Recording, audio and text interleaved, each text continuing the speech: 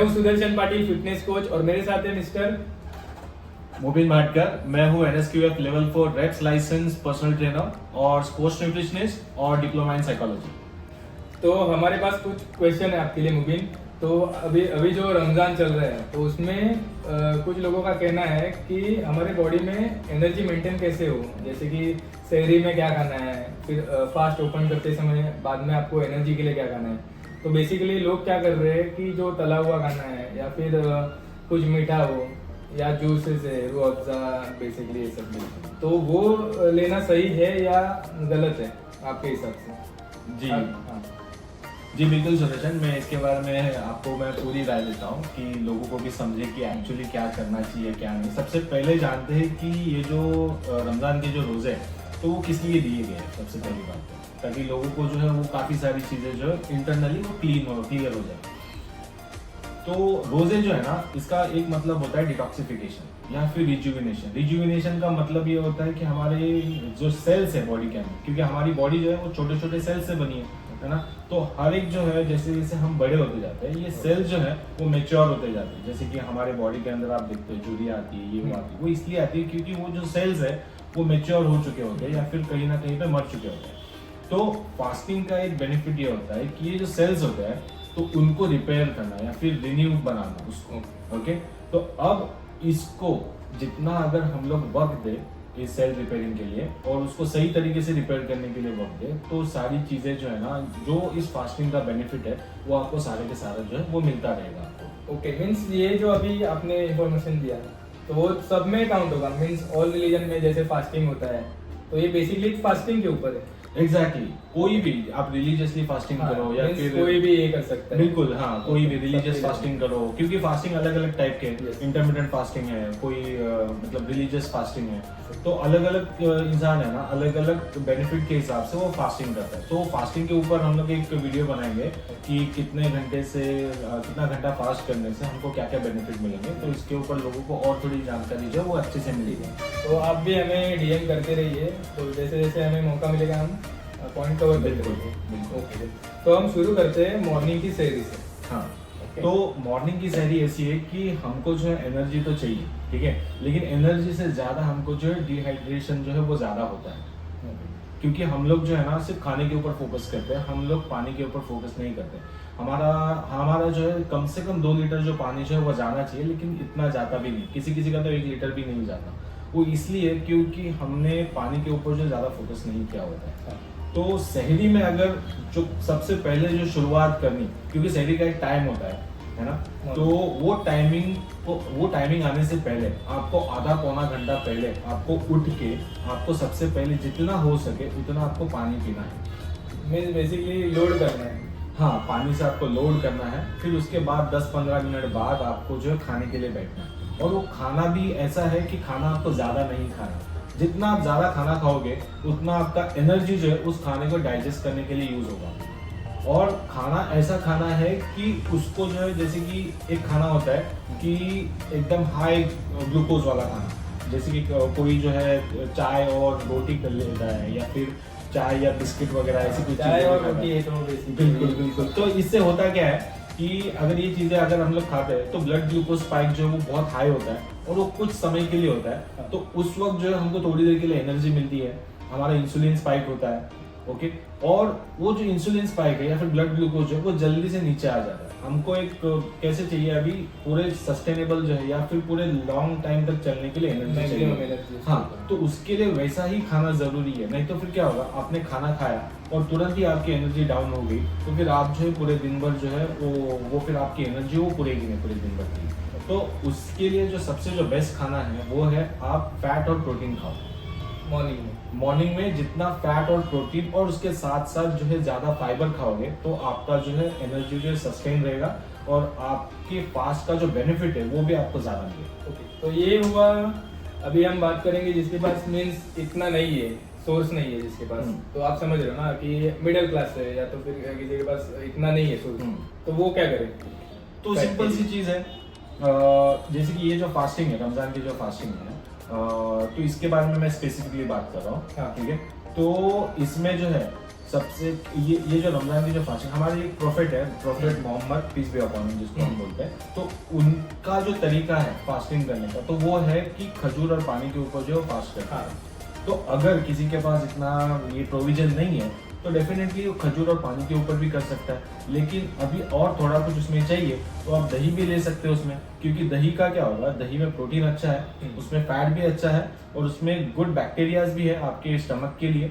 और दूसरी जो चीज़ है उसके अंदर जो प्रोटीन है वो कैसीन प्रोटीन होता है, या फिर उसमें जो स्लो डाइजेस्टिंग प्रोटीन जिसको बोलते हैं। तो जितना स्लो डाइजेस्टिंग प्रोटीन होगा उतना जो धीरे धीरे करके आपको एनर्जी जो है लॉन्ग टाइम तक मिलती रहेगी। तो ये आप कर सकते हैं। वो क्या ले सकते हैं। अच्छा ठीक है, तो और कोई अलग चीजें होगी जैसे कि कर्ड रहेगा, मतलब दही रहेगा, ये अपना छाछ रहेगा, छाछ भी ले सकते हैं या नहीं? बिल्कुल, छाछ तो सबसे बेस्ट चीज़ है अगर आप सुबह में और इफ्तारी के टाइम पे लेते हो तो।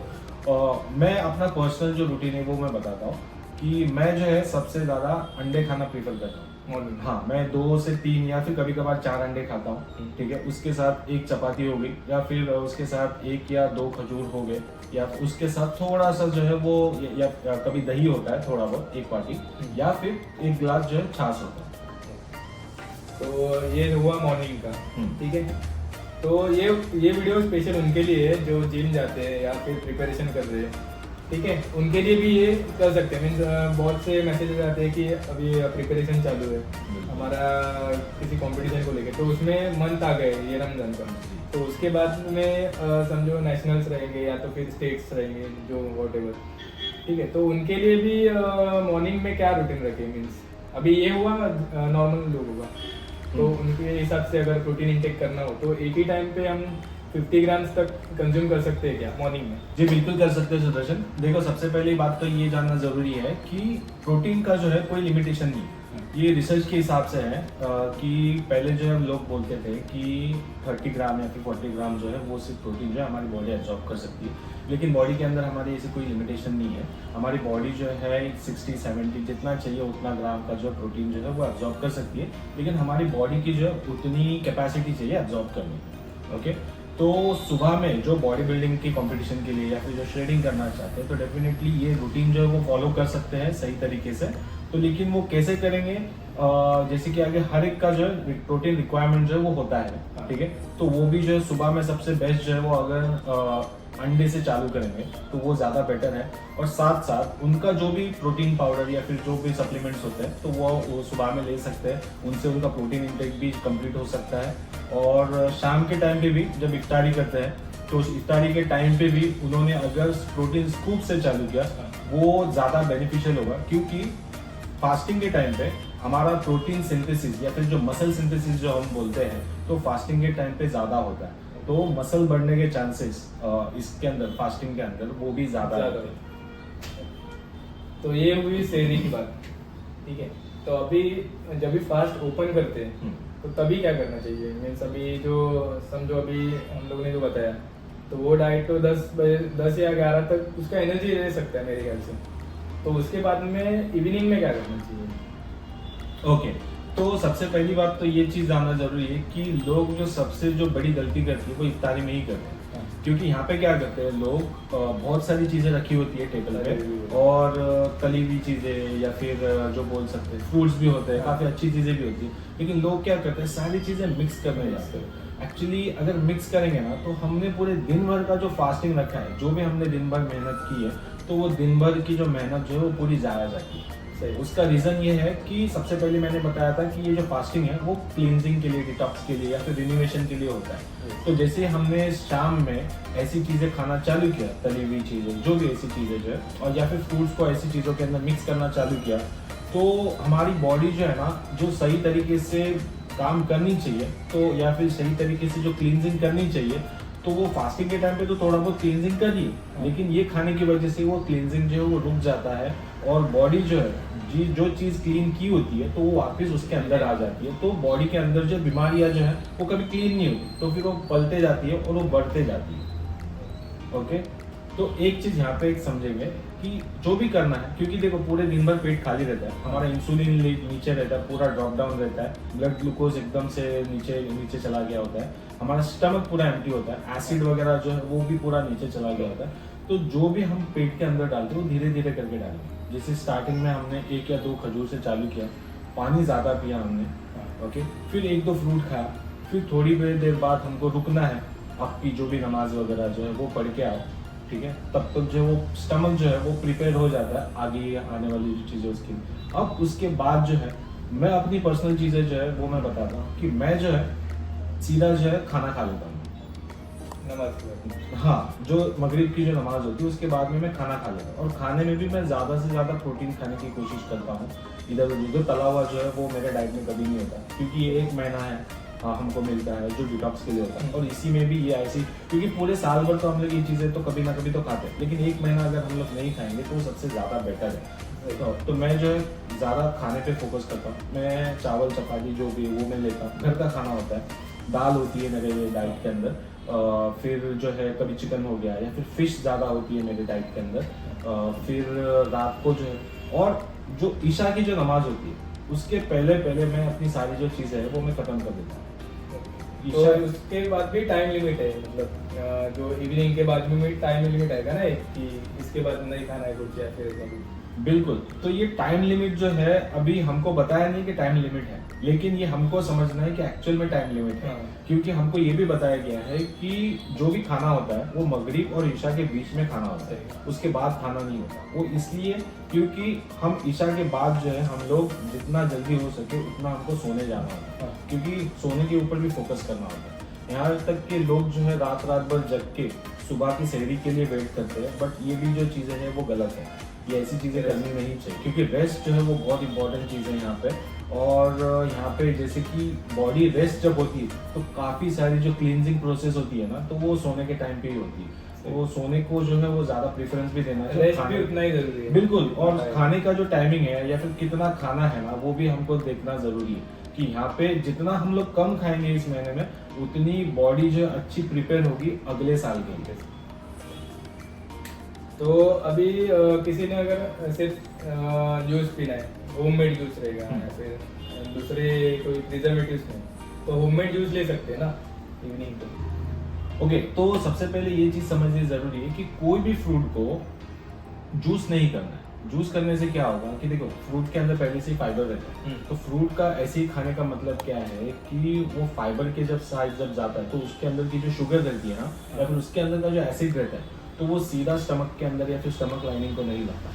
अगर डायरेक्टली हम लोग जब जूस लेते हैं ना तो हमारा इंसुलिन स्पाइक या फिर ब्लड ग्लूकोज जो है वो ज़्यादा हाई होता है, जो कि नहीं होना चाहिए, और उसके अंदर का जो एसिड होता है ना वो सीधा स्टमक के ऊपर जो इम्पैक्ट क्रिएट करता है। तो बेटर है कि फ्रूट जिस सूरत में है उसी सूरत में खाओ, बेटर है उसको कभी जूस मत करो। तो फ्रूट सैलेड वगैरह है ये सब।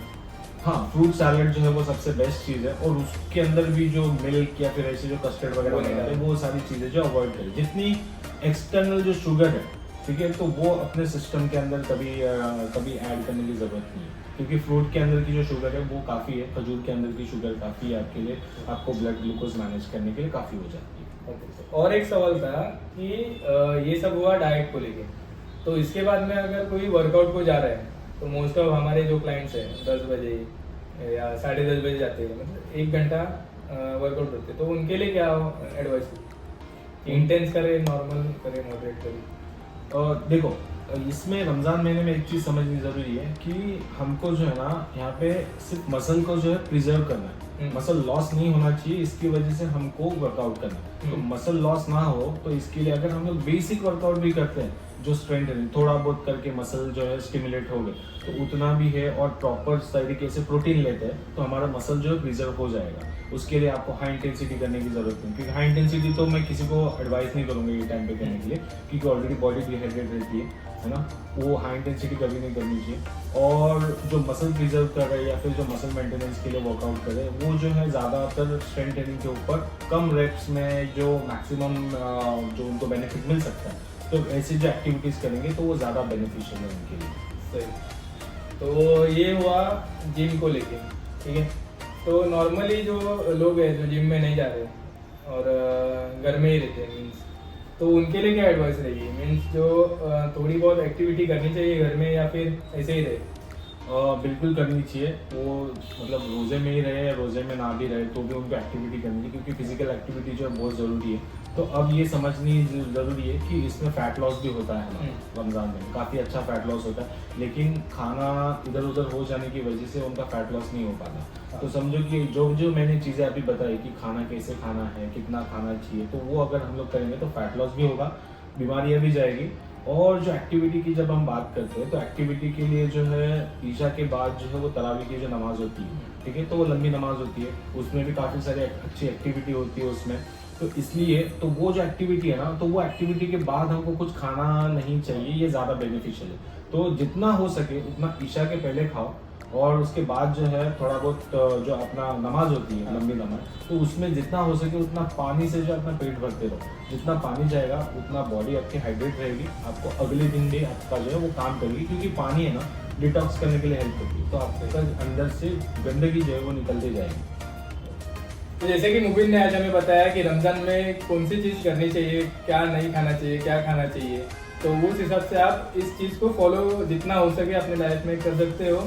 तो अगला वीडियो किस बात पे रहेगा? अगला वीडियो जो है हम ये बनाएंगे कि जैसे कि मैंने पहले बताया था कि फास्टिंग जो है अलग अलग टाइप के होते हैं और उसके अलग अलग बेनिफिट्स होते हैं। तो हम ये वीडियो बनाएंगे कि लोगों को पता चले कि कितना घंटे फास्टिंग करने से हमारे बॉडी के अंदर क्या क्या चेंजेस आते हैं। तो क्योंकि इसमें इतने एक्साइटिंग वाली जो चीज़ें हैं, लोग उसको अगर जानेंगे तो इतनी अच्छी चीज़ें उनको पता चलेगी कि वो लोग है ना ज़्यादा से ज़्यादा फास्टिंग करने का जो है कोशिश करेंगे। और फास्टिंग जो है उसके लिए जैसे कि अभी ये रमज़ान महीना जो है, तो फास्टिंग जो है यहाँ पे पानी भी नहीं पीना पिया जाता है, लेकिन कुछ ऐसे फास्टिंग्स है जहाँ पे हम लोग लिक्विड वगैरह जो है कंज्यूम कर सकते हैं और उसका पूरा जो बेनिफिट है वो ले सकते हैं। इतना अच्छा बेनिफिट होगा कि हमारा ब्रेन या फिर हमारे स्टमक, हार्ट, लीवर, किडनी, जितनी भी सारी चीज़ें हैं ना, वो एक जैसे एक नया बच्चा जैसे पैदा होता है, तो वैसी सारी चीज़ें जो क्लीन होती है। तो जिसको अगर किसी को स्किन अच्छी करनी है, जिसको हेयर अच्छे करने हैं, जिसको अपनी बॉडी जो है वो अच्छी करनी है, तो ये सारी चीज़ें जो है